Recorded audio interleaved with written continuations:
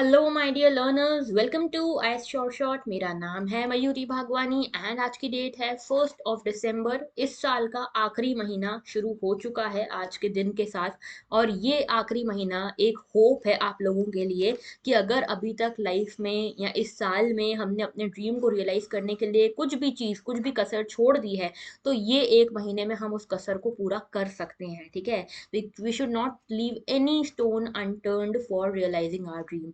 सो आज के इस लेक्चर की शुरुआत करते हैं। जितने भी important articles current affairs news में हैं from the Hindu, the Indian Express, इन सभी को एनालाइज करेंगे आज के इस डेली न्यूज़पेपर एनालिसिस में। शुरुआत करते हैं आज के लेक्चर की। बता दूं कि अगर आप हमसे कनेक्ट करना चाहते हैं तो ये सारे मीडियम है, कनेक्ट कर सकते हो। ये टेलीग्राम चैनल जरूर जरूर से ज्वाइन करना, इस पे ही पीडीएफ अवेल होती है। इसके साथ इंस्टाग्राम मेल आईडी दोनों के थ्रू कनेक्ट कर सकते हो हमसे। ओके, कोई भी डाउट कोई भी क्वेरी हो regarding UPSC, feel free to ask. Okay, चलिए बढ़ते हैं आगे। 179 डेज बचे हैं यूपीएससी प्रीलिम्स 2023 के लिए। Big alert for all of those जो 2023 का प्रीलिम्स अटेम्प्ट करने वाले हैं। Okay, today's pinch of positivity says don't forget to take care of your beautiful soul. देखो, हर किसी की जो आत्मा होती है ना, हर किसी की सोल बहुत सुंदर होती है। ठीक है, हमारे एक्शंस जो भी हों, लेकिन हमारी सोल तो बहुत अच्छी होती है, बहुत सुंदर होती है। तो हमेशा ध्यान रखो कि whatever efforts you are making, जो भी आप कर रहे हो अपनी लाइफ में, जो भी एक्शंस कर रहे हो, डू देम। बट आपको अपनी सोल का भी ध्यान रखना है, अपने मेंटल कंडीशन, मेंटल हेल्थ का ध्यान रखना है।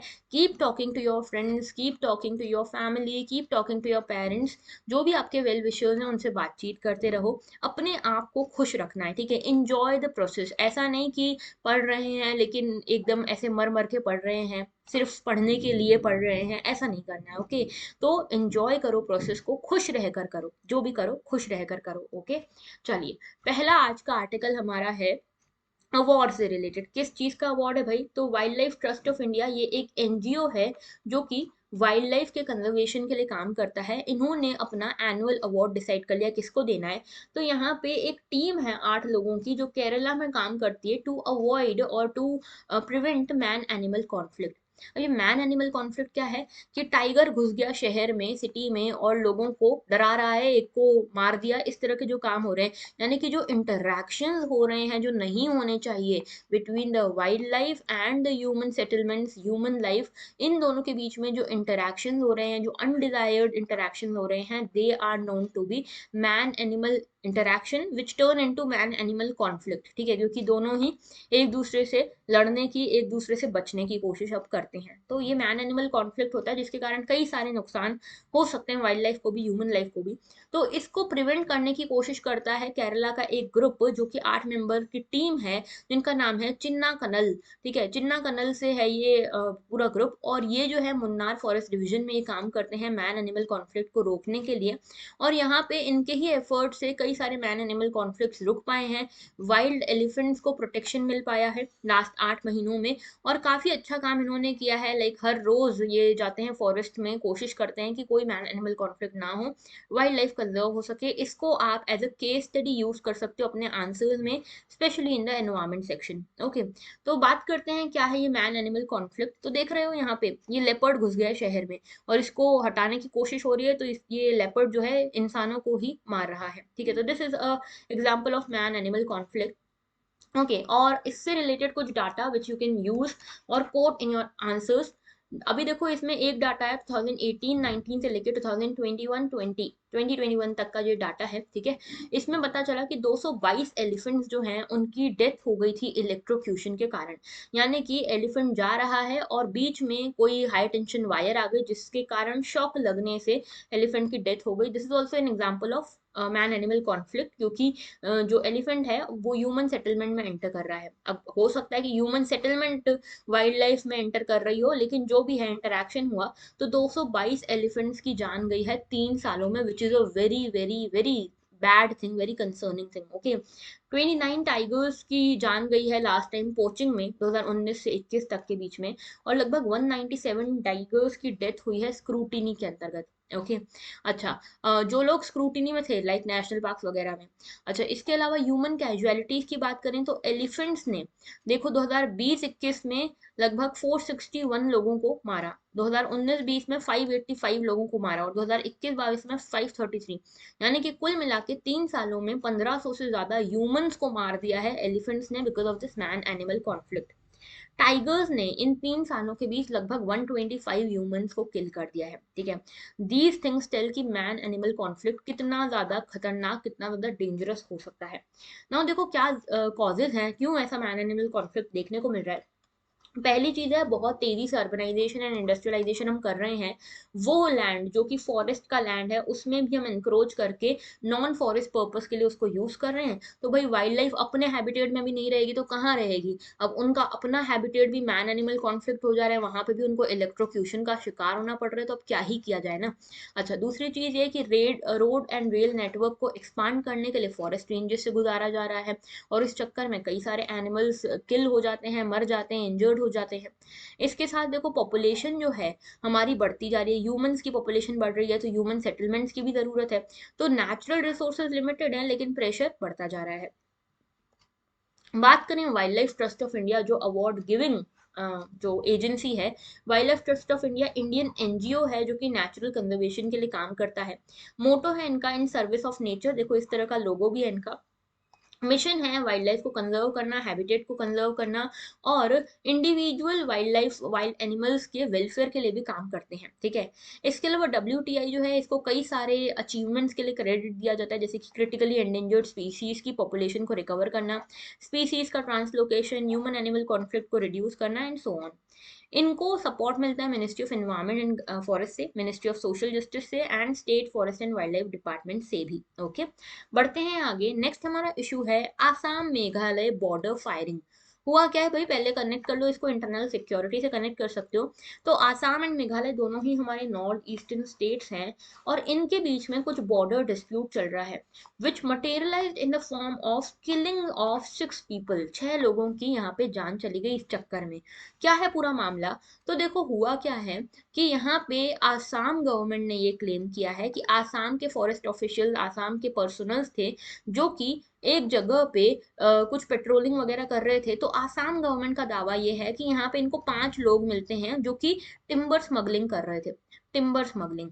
और इनको फिर इसीलिए इनको रोकने के लिए इनके ऊपर शूट करना पड़ा और इन लोगों की जान चली गई। एक तो फॉरेस्ट ऑफिशियल भी हैं जिनकी जान चली गई, तो कुल मिला के 6 लोगों की जान चली गई। लेकिन मुद्दा ये है कहाँ पे जान गई है इनकी। तो ये जो रीजन है ना जहाँ पे इनकी जान गई है, that is a disputed region, ठीक है। ये डिस्प्यूटेड रीजन में आता है, किसके किसके बीच में, आसाम एंड मेघालय के बीच में ये डिस्प्यूटेड रीजन है। तो यहाँ पे आसाम के चीफ मिनिस्टर कह रहे हैं कि ये जो भी किलिंग हुई है, 6 लोगों की जान गई है, it is completely related to timber smuggling and it has nothing to do with the boundary dispute. लेकिन मेघालय वाले ये मानने को तैयार नहीं है। मेघालय वाले बोल रहे हैं कि भाई आसाम के फॉरेस्ट ऑफिशियल, आसाम की पुलिस इस जगह पे एंटर करी तो करी कैसे, ठीक है। और यहाँ पे नेशनल ह्यूमन राइट कमीशन ने भी अपनी आवाज बुलंद करी है कि भाई ये क्या हो रहा है, ह्यूमन राइट्स को आप हटा रहे हो, ह्यूमन राइट्स को आप वायलेट कर रहे हो। मेघालय का तो इनफैक्ट ये भी कहना है कि कोई 6 लोग जो यहाँ पे मरे हैं ना, कोई यहाँ पे टिम्बर स्मगलिंग वगैरह कुछ नहीं हो रहा था, बॉर्डर डिस्प्यूट से रिलेटेड ही ये मुद्दा है। ओके, तो आपस में लड़ाई चल रही है कि कौन किसका, किस बारे में ये मुद्दा है, लोगों की जान गई तो क्यों गई। तो ये तो पहले लोकल इंसिडेंट था, लेकिन अब क्या हुआ, प्रेशर ग्रुप्स को इसके कारण फॉर्डर मिल गया कि भाई इसके बेसिस पे अब लड़ाई की जा सकती है। अच्छा, यहाँ पे प्रेशर ग्रुप्स ये भी कोशिश कर रहे हैं कि आसाम और मेघालय, स्पेशली मेघालय की जो गवर्नमेंट है, उससे क्वेश्चन पूछा जा सके कि ऐसा क्यों हो रहा है, कैसे हो रहा है, ठीक है। और यहाँ पे फिर बहुत सारे प्रोटेस्ट भी चल रहे हैं, वैंडलाइज किया जा रहा है व्हीकल्स को, कार्स को, सिविलियंस जो है सड़कों पर उतर रहे हैं, इस तरह की चीजें हो रही है। इशू हमारे लिए इंपॉर्टेंट है कि बाउंड्री डिस्प्यूट है क्या आखिर। ओके, तो देखो आसाम गवर्नमेंट तो बार बार यही बोल रही है कि बाउंड्री डिस्प्यूट से रिलेटेड नहीं है, लेकिन मेघालय कह रहा है कि नहीं बाउंड्री डिस्प्यूट से रिलेटेड ही है। अब क्या है मुद्दा, देखो जिस जगह पे ये इंसिडेंट हुआ ना, ये पूरा डिस्प्यूटेड प्लेस है और इसका डिस्प्यूटेड होने का सबसे बड़ा सबूत यही है कि आसाम इसको अलग नाम से पुकारता है और अलग आइडेंटिटी देता है, मेघालय इसको अलग आइडेंटिटी देता है। जैसे कि आसाम की बात करें तो आसाम जो है ये बोलता है कि ये मुखरो रीजन है, ये मुखरो reason waste Kirby Anglong district में आता है। ये वेस्ट कर्बी अंगलोंग डिस्ट्रिक्ट जो है असम का है, ओके।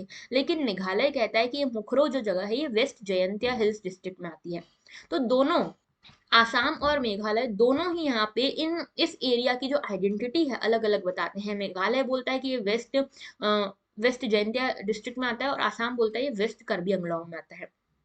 तो यहाँ पे कुल मिला के अभी तक आप देखोगे 12 प्लेसेस हैं जहाँ पे अभी डिस्प्यूट है, और लगभग 800 किलोमीटर से भी लंबा एरिया है जहाँ पे ये डिस्प्यूट है।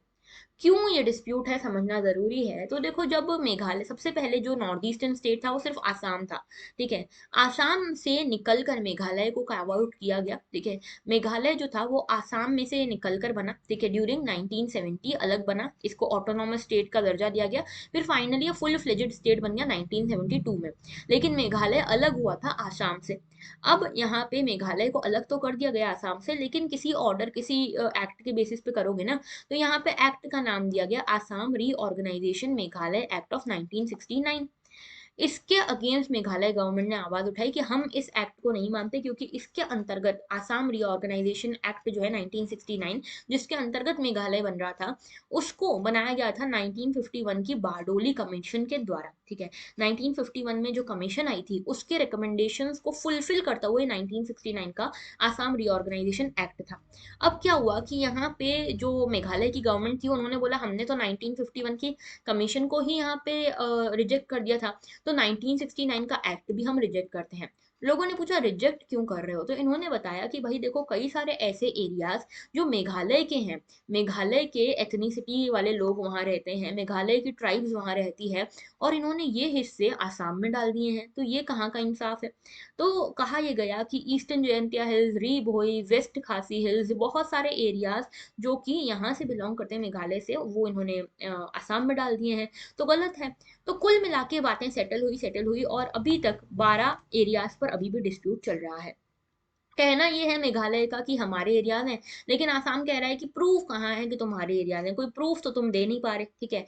तो ये पूरा मुद्दा है ना। देखो, आसाम मेघालय डिस्प्यूट की बात करें, सबसे पहले तो ये मैप देखो, ये हमारे नॉर्थ ईस्ट को रिप्रेजेंट कर रहा है। इसमें देख रहे हो ये रहा मेघालय, ओके, और ऊपर ये रहा आसाम। इसमें देख रहे हो इतनी बॉर्डर इनकी साथ में लगती है, ठीक है, और इतनी बॉर्डर में से लगभग 884 किलोमीटर की बॉर्डर है, ठीक है। 884 किलोमीटर्स की बॉर्डर है जहाँ पे ये लैंड डिस्प्यूट चल रहा है। तो Assam and Meghalaya have a long-standing dispute in 12 stretches of their 884 kilometer shared border. तो 884 किलोमीटर्स लॉन्ग बॉर्डर है जहाँ पे अभी तक ये डिस्प्यूट चल रहा है। स्पेशली जो डिस्प्यूट है, देखो, ये मेघालय है, ऊपर आसाम है, इस रीजन के आसपास ये डिस्प्यूट चल रहा है, री भोई रीजन और करबी अंगलोंग रीजन के आसपास, ओके। बढ़ते हैं आगे, और देखो यहाँ पे दोनों जो स्टेट्स हैं उनके बीच में जो बंटवारा हुआ है, तो दोनों स्टेट्स ने अपने अपने क्लेम्स रखे हैं कि भाई ये डिस्ट्रिक्ट, ये एरिया हमारा है, ये हमारा दूसरों का एरिया है। तो 5 प्रिंसिपल्स पे ये हुआ है। पहला, हिस्टोरिकल पर्सपेक्टिव को देखते, दूसरा एथनिसिटी को देखते हुए लोकल लोगों की, तीसरा कॉन्टिग्विटी क्या है, बाउंड्री के साथ क्लोजर है कि नहीं है उसको देखते हुए, लोगों की इच्छा क्या है, पीपल्स विल क्या है कि आसाम में जाना है, मेघालय में जाना है, एंड लास्ट है एडमिनिस्ट्रेटिव कन्वीनियंस किसके लिए होगी। तो इस बेसिस पे ये बंटवारा हुआ है। इसमें जो 1951 की जो कमीशन का नाम लिया जा रहा है, उसका नाम है गोपीनाथ बारडोलोई कमेटी, ओके। इसमें बोला गया था 1951 में ये कमेटी बनाई गई, और बोला गया कि ब्लॉक 1 एंड ब्लॉक 2 जो जयंतिया हिल्स के हैं उनको ट्रांसफर किया जाए करबी अंगलोंग के मिकिर हिल्स में, जो कि आसाम के हैं।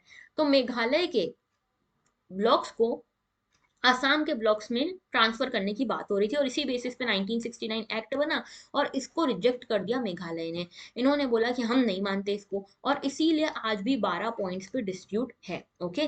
तो ये था पूरा मुद्दा। नेक्स्ट बात करते हैं, are ransomware attacks increasing in India.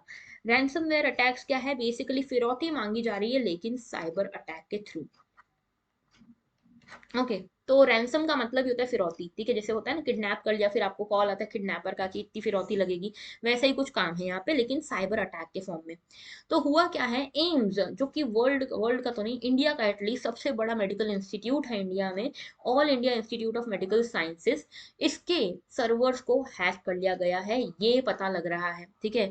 किस तरह से यहाँ पे रैंसमवेयर ने अफेक्ट किया है यहाँ के कंप्यूटर्स को, कितनी ऑर्गेनाइजेशन इंडिया में ऐसी हैं जो साइबर क्राइम रिस्पॉन्स को फेस कर चुके हैं, साइबर क्राइम्स को फेस कर चुके हैं, और कौन सी ऐसी बॉडी है जो साइबर क्राइम को एड्रेस करती है, ये सब बात करेंगे आज के इस आर्टिकल में। पेपर 3 साइबर सिक्योरिटी से कनेक्ट कर सकते हो। 23 नवंबर जो अभी गया उसमें देखा गया कि जितनी भी ई सर्विसेज थी वो क्रिपल हो गई थी कि एम्स में कोई ई सर्विसेज काम नहीं कर रही थी। क्यों? क्योंकि यहाँ के सर्वर्स को हैक कर लिया गया by a suspected ransomware attack. Delhi police के जो इंटेलिजेंस ऑपरेशन है उन्होंने केस लॉन्च किया और रजिस्टर किया, इन्वेस्टिगेशन शुरू करी। तो पता चलता है कि यहाँ पे साइबर सिक्योरिटी एक्सपर्ट्स का कहना है कि यहाँ पे सॉफ्टवेयर टूल्स लगाए हैं लेकिन लग रहा है कि रैंसमवेयर अटैक है। ठीक है, लगभग 6500 कंप्यूटर्स हैं यहाँ पे जो हैक हो चुके हैं। लोकल एरिया नेटवर्क यहाँ का हैक हो गया है।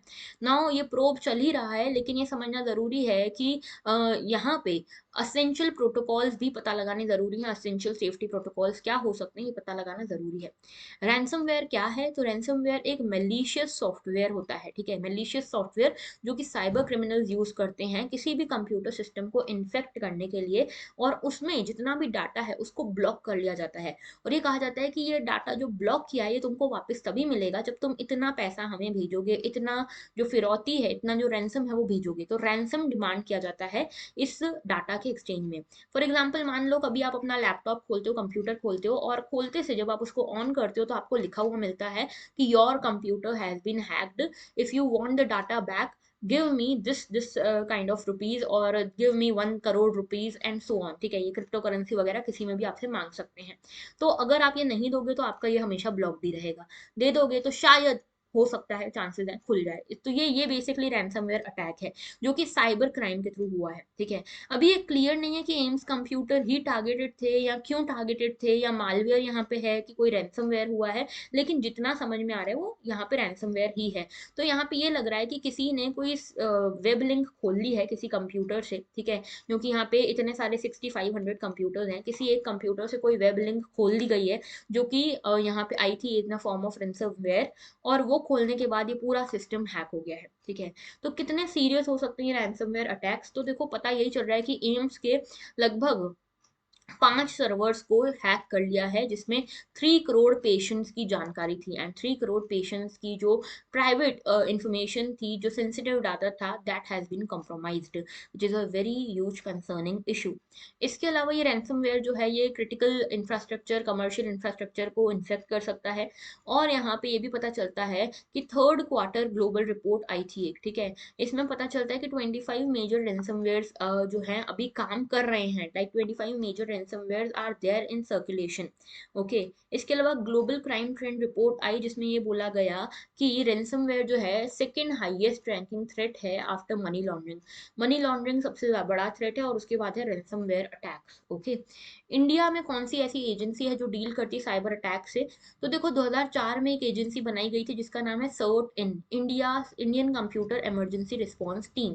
Indian computer emergency response team या सर्ट इन जो है ये नेशनल नोडल एजेंसी है जो कि डाटा को कलेक्ट करती है, एनालाइज करती है, सर्कुलेट करती है, और साइबर अटैक्स के ऊपर जो भी जरूरत है चेंजेस करने की या साइबर अटैक्स को कैसे प्रिवेंट करना है उसकी जानकारी देखती है, गाइडलाइंस इशू करती है, एडवाइजरीज देती है कि किस तरह से आप प्रिवेंट कर सकते हो इस तरह की चीज़ों को, फॉरकास्ट करती है, अलर्ट्स इशू करती है, और ये सारी चीज़ें। ठीक है, तो ये जो है ट्रेनिंग इम्पार्ट करते हैं कंप्यूटर सिस्टम मैनेजर्स में। ठीक है, कंप्यूटर सिस्टम मैनेजर्स को ट्रेनिंग देते हैं। नेशनल साइबर सिक्योरिटी कोऑर्डिनेटर बनाया गया है, नेशनल सिक्योरिटी काउंसिल सेक्रेटेरिएट है। तो बहुत सारी एजेंसीज हैं नेशनल लेवल पर जो नेशनल क्रिटिकल इंफॉर्मेशन इंफ्रास्ट्रक्चर को भी प्रोटेक्ट करती हैं। सबसे बड़ी ये सर्टेन ही है। ठीक है, इसके अलावा आप देखोगे कि यहाँ पे गवर्नमेंट के हिसाब से साइबर स्वच्छता केंद्र बनाए गए हैं। ठीक है, जिससे मेलिशियस सॉफ्टवेयर प्रोग्राम्स जो है उनका पता पहले ही लग जाता है। और इसके साथ नेशनल साइबर कोऑर्डिनेशन सेंटर भी है जो अवेयरनेस क्रिएट करने में लगे हुए हैं regarding this kind of cyber attacks. Okay, तो देखो यहाँ पे अलग अलग फॉर्म्स ऑफ मालवेयर प्रोग्राम्स होते हैं, क्वेश्चन फिल्म्स में पूछा जा सकता है। तो पहली चीज, और देखो ये बहुत प्रोबेबल है इस बार रैंसमवेयर के ऊपर या साइबर सिक्योरिटी के ऊपर क्वेश्चन पूछना, क्योंकि एम्स जैसा इतना बड़ा इंस्टीट्यूशन इससे नहीं बच पाया। 3 करोड़ लोगों का डाटा कॉम्प्रोमाइज हुआ है इसमें। तो वायरस की बात करें, वायरस क्या है? ये बग्स होते हैं जो किसी ईमेल के साथ अटैच जाते हैं और ये आपके कंप्यूटर को हार्म कर सकते हैं, इन्फेक्ट कर सकते हैं। दूसरा है स्पाईवेयर। अभी जैसे आपको पता होगा पीगासस स्पाईवेयर आया था बीच में, ठीक है, कि लोगों को व्हाट्सएप पे एक कॉल आया, ठीक है, उठाया कि नहीं उठाया, कॉल आया और कॉल आने से उसमें स्पाई करना उस सॉफ्टवेयर ने शुरू कर दिया। आपके फोन्स में, लैपटॉप में एक स्पाईवेयर इंस्टॉल हो गया जिसमें कंप्यूटर का कैमरा या लैपटॉप का या मोबाइल का कैमरा स्टार्ट हो गया, माइक्रोफोन स्टार्ट हो गया, जो भी बात करोगे, जो भी बोलोगे, जहां भी जाओगे, सारी इंफॉर्मेशन यहाँ पे पीगासस वायरस जो था, पीगासस स्पाईवेयर जो था, ये कलेक्ट कर रहा था। तो ये आपका हर तरह का कम्युनिकेशन इंटरेक्शन को मॉनिटर कर सकता है ये स्पाईवेयर। तीसरा है रैंसमवेयर, जिसकी अभी हमने बात करी, जिसमें फाइल्स को इनक्रिप्ट करके आपसे रैंसम डिमांड किया जा सकता है। अगर आप वो रैंसम नहीं दोगे तो आपकी फाइल्स जो है वो ब्लॉक्ड रहेंगी, एनक्रिप्टेड रहेंगी, आप उनको डिकोड नहीं कर पाओगे। चौथी चीज है ट्रोजन। ट्रोजन जो है ये ऐसा है कि यहाँ पे ये एक एप्लीकेशन के फॉर्म में दिखता है आपको, ठीक है, ऐसा लगता है कोई यूजफुल एप्लीकेशन है। आप जब इसको यूज करते हो एक भी बार या इसके ऊपर क्लिक भी कर लेते हो तो ये आपका सारा पर्सनल डाटा चुरा लेता है, स्पाई कर सकता है या फिर आपके कंप्यूटर को क्रैश भी करवा सकता है। देन आता है फिफ्थ, स्केरवेयर। स्केरवेयर क्या है, यहाँ पे ये आपको एक ऐसे पेज पे ले जाता है स्केरवेयर, जहाँ पे कुछ फेक प्रोग्राम आपको परचेज करने के लिए कहा जाता है, परसुएट किया जाता है, और अगर आप वो ले लेते हो, परचेज कर लेते हो, तो बस फिर हो गया फ्रॉड। एंड देन सिक्स्थ है एडवेयर। ये क्या करता है, अनवांटेड एड्स हमको दिखाता रहता है, ठीक है, और ये अटेम्प्ट करता है कि हम उनको परचेज कर लें या कोई भी चीज परचेज कर लें और उनको मनी मिल जाए। ओके, तो ये सारे तरीके हैं रैंसमवेयर और वायरसेस की। Okay, then comes next is Russia China bombers fly joint patrol over Pacific। तो यहाँ पे रशिया, रशिया के पुतिन एंड चाइना के शी जिनपिंग जो है साथ में आ गए हैं, चीयर्स टू चीयर्स कर रहे हैं। क्यों कर रहे हैं ये चीयर्स, क्योंकि पैसिफिक ओशन के ऊपर, पैसिफिक ओशन के ऊपर यानी कि स्पेसिफिकली आप देखोगे जापान के आसपास जो सी ऑफ जापान है, इसके अलावा यहाँ पे ईस्ट चाइना सी है, इन एरियाज में जो वेस्टर्न पैसिफिक ओशन है वहां पे कुछ बॉम्बर्स उड़ा रहे हैं, स्ट्रैटेजिक बॉम्बर्स इन्होंने उड़ाए हैं। ओके, पेट्रोलिंग करी है वेस्टर्न पैसिफिक ओशन की। इससे दो तीन चीजें क्लियर हो रही हैं। पहली चीज ये क्लियर हो रही है कि रशिया और चाइना ने अपनी पुरानी दोस्ती नहीं तोड़ी है, एंड इनकी जो दोस्ती है कितनी डेंजरस वर्ल्ड के लिए हो सकती है ये दिखाने की कोशिश करी है।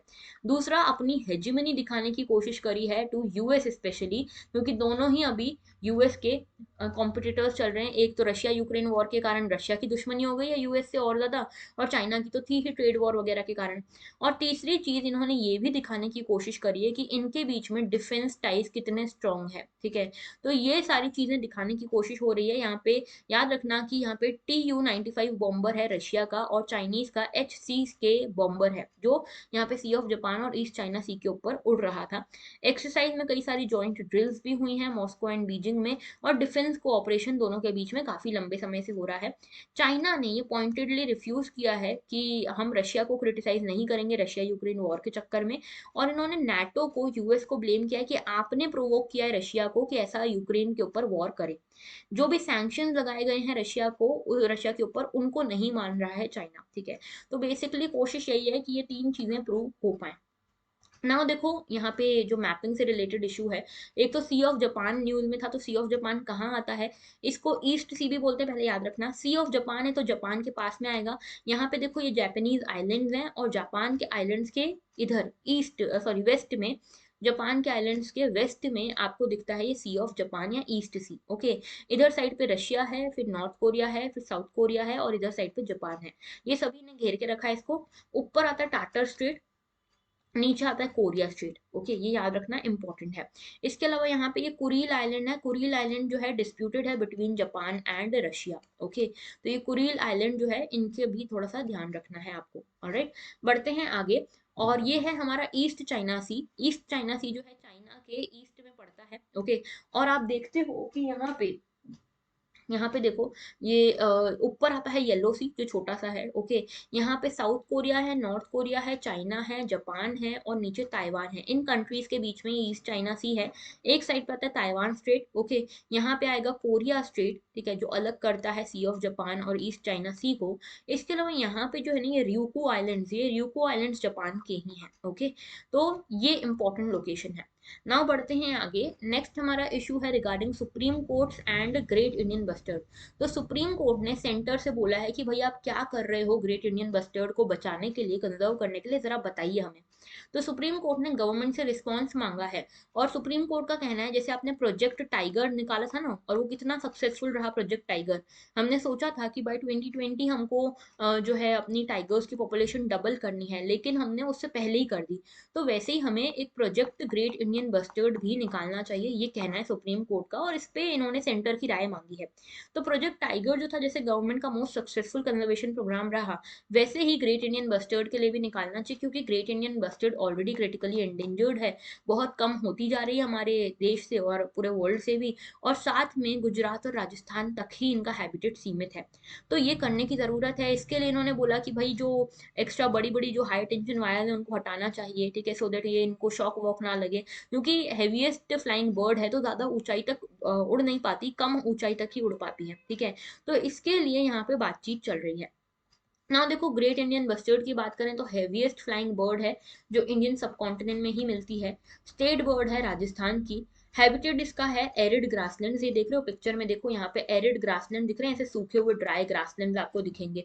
ओके। इसके अलावा यहाँ पे इंडियन जो जैसलमेर है, इसके आसपास जो इंडियन आर्मी की कंट्रोल्ड फील्ड है पोखरण वगैरह के आसपास, वहां पे आपको ये ग्रेट इंडियन बस्टर्ड देखने को मिलती है। बात करें पॉपुलेशन की, तो जो ग्रेट इंडियन बस्टर्ड है इसकी लगभग देखो 150 ग्रेट इंडियन बस्टर्ड्स पूरे कंट्री में बची हैं, जिसमें से 128 ग्रेट इंडियन बस्टर्ड अकेले राजस्थान में, 10 से कम भी बर्ड्स हैं जो गुजरात, महाराष्ट्र, आंध्र प्रदेश, कर्नाटका साइड पे बची हैं। प्रोटेक्शन स्टेटस की बात करें तो आईयूसीएन में क्रिटिकली एंडेंजर्ड है और वाइल्ड लाइफ प्रोटेक्शन एक्ट के शेड्यूल 1 में मेंशन्ड है। कुछ थ्रेट्स की बात करें तो पावर लाइन और एग्रीकल्चर वगैरह से रिलेटेड है। यहाँ पे जैसे पावर लाइन्स में इनको शॉक लग जाता है, इंटेंसिफिकेशन एग्रीकल्चर का, उसके कारण इनका हैबिटेट खत्म हो रहा है, हंटिंग के कारण भी इश्यूज हो रहे हैं। ओके, चलिए बात करते हैं आगे। तो हेवीएस्ट फ्लाइंग बर्ड है, बता चुकी हूँ, स्टेट बर्ड है राजस्थान की, एरिड ग्रासलैंड में मिलती है।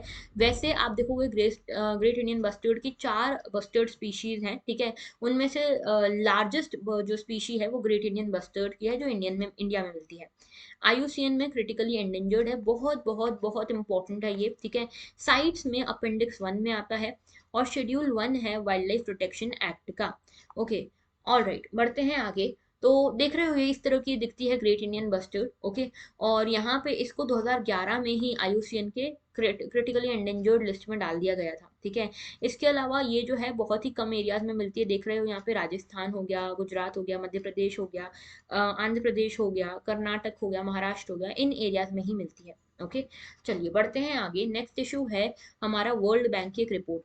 वर्ल्ड बैंक की रिपोर्ट आई ये है कि 160 से लेकर 200 मिलियन इंडियंस हैं जो लीथल हीट वेव्स को एक्सपोज हो जाएंगे एनुअली, ठीक है। तो बाय 2030 इनकी रिपोर्ट ये आई है वर्ल्ड बैंक की कि 160 टू 200 मिलियन इंडियन पीपल होंगे जिनको लीथल हीट वेव्स यानी कि जानलेवा हीट वेव्स जो है वो झेलनी पड़ेगी हर साल।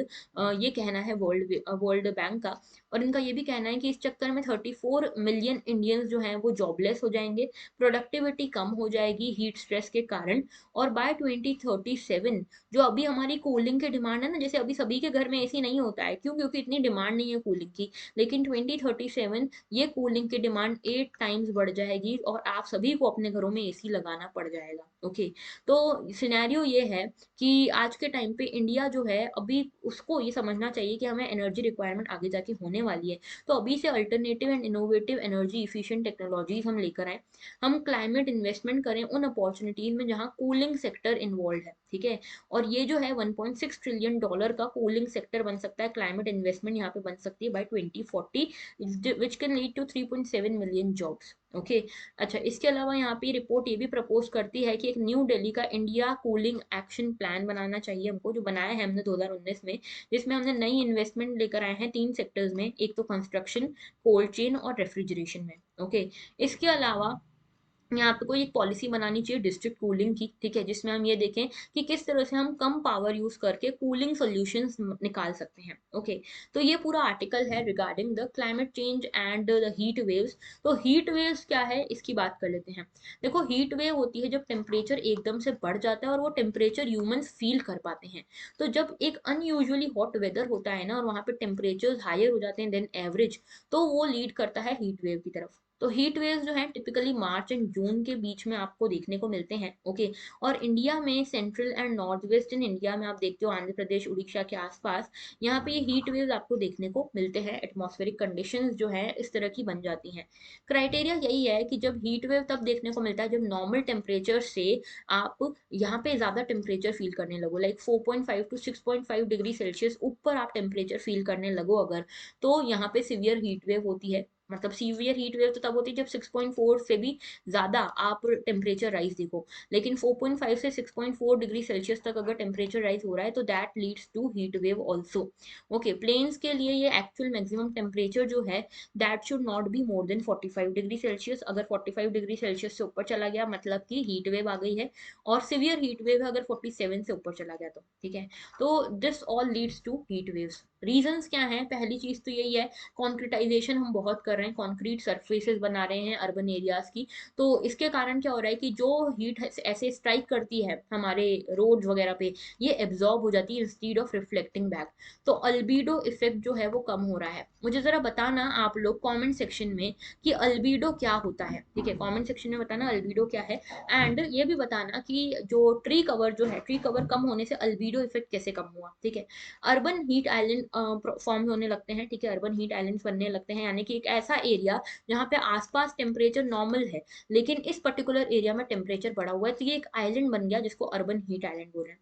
हीट वेव्स जो है ग्लोबल टेम्परेचर्स के कारण भी बढ़ रही है, साथ में डेली पीक टेम्परेचर्स आ रहे हैं उसके कारण भी हो रहा है, क्लाइमेट चेंज के कारण। एंड इसके साथ में high intensity of UV rays आ रही हैं medium high heat wave zone में, तो ये यूवी रेज के कारण भी टेम्परेचर बढ़ रहा है। ओके, तो हीट वेव क्यों आती है, क्यों बनती है? तो देखो, मान लो ये रीजन है, ठीक है, इस रीजन में हाई प्रेशर एरिया है। हाई प्रेशर मतलब कि यहाँ पे एक तो हाई प्रेशर होने के कारण क्या होता है कि जो वेव्स हैं, जो एयर वेव्स हैं, एयर है वो सिंक करती है, ठीक है, सिंक करती है। और यहाँ से सिंक करने के कारण यहाँ पे कोई भी इवेपोरेशन ज़्यादा नहीं हो पा रहा, प्रेसिपिटेशन कोई नहीं हो पा रहा, यानी कि कोई बारिश वगैरह होने का चांस है नहीं। हाई प्रेशर है तो टेम्परेचर और लो हो जाता है। टेम्परेचर सॉरी, यहाँ पे देखो टेम्परेचर जो है, एक मिनट रुको, I am sorry, temperature rise ही रहता है और हाई प्रेशर हो जाता है। तो ऐसे केस में क्या हो जाता है, अब आप बंद हो गए हो, बीच में फंस गए हो, एक तो टेम्परेचर ज्यादा है और ऊपर से हाई प्रेशर भी है, तो यहाँ पे प्रेसिपिटेशन का कोई चांस नहीं है। और इसके चक्कर में एक ऐसा आइलैंड, एक ऐसा डोम बन जाता है, एक ऐसा जाल बन जाता है जिसमें आप टेम्परेचर राइज भी देख रहे हो और उसके बाद प्रेसिपिटेशन का कोई चांस भी नहीं दिख रहा। तो ये जो सिंकिंग एयर है ना कहीं एक ट्रैप बन जाती है और जो ग्राउंड है उसको वार्म रखती है, ठीक है। और जैसे जैसे इसका कॉन्सेंट्रेशन बढ़ेगा वैसे वैसे हीट वेव बढ़ती जाएगी। ओके, बात करते हैं आगे। देखो, इस तरह का पूरा सिनेरियो रहता है कि जैसे जैसे ग्राउंड वार्म होगा, मॉइस्चर लूज करेगा, मॉइस्चर लूज करेगा वैसे वैसे ये और जल्दी जल्दी हीटअप होगा, ठीक है। अच्छा, ये हीटअप हो रहा है, इसके साथ में यहाँ पे हाई प्रेशर भी है। हाई प्रेशर वार्म एयर को और नीचे घसीट रहा है और नीचे पुश कर रहा है। इसके चक्कर में क्या हो रहा है कि यहाँ पे ये जो वार्म एयर है कंप्रेस हो रही है और ये पूरा का पूरा एक आइलैंड बन गया जहाँ पे हीटेड एयर चल रही है। ओके, तो this leads to heat wave. ये थे हमारे आज के सारे आर्टिकल्स। नाउ आपके लिए एक क्वेश्चन है which is related to UPSC prelims.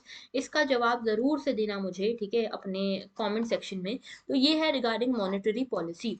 आप बताना मुझे कि इनमें से कौन कौन से ऑप्शंस करेक्ट हैं, और जो भी लोग मुझे ये बता पाएंगे उन लोगों को मेरी साइड से मिलने वाला है एक सरप्राइज। ओके, तो चलिए, अगर आप अपनी परफॉर्मेंस चेक करना चाहते हैं तो ज़रूर से इस लेक्चर को लाइक करिएगा और अपनी जो कमेंट्स हैं उनमें अपने आंसर्स ज़रूर देना, जो भी मैंने बीच बीच में क्वेश्चन आपसे पूछे हैं। ओके, तो अगर लेक्चर अच्छा लगा है तो लाइक ज़रूर करना, शेयर ज़रूर करना, कमेंट ज़रूर करना एंड सब्सक्राइब करना मत भूलना। That was all, thank you for watching and have a very good day.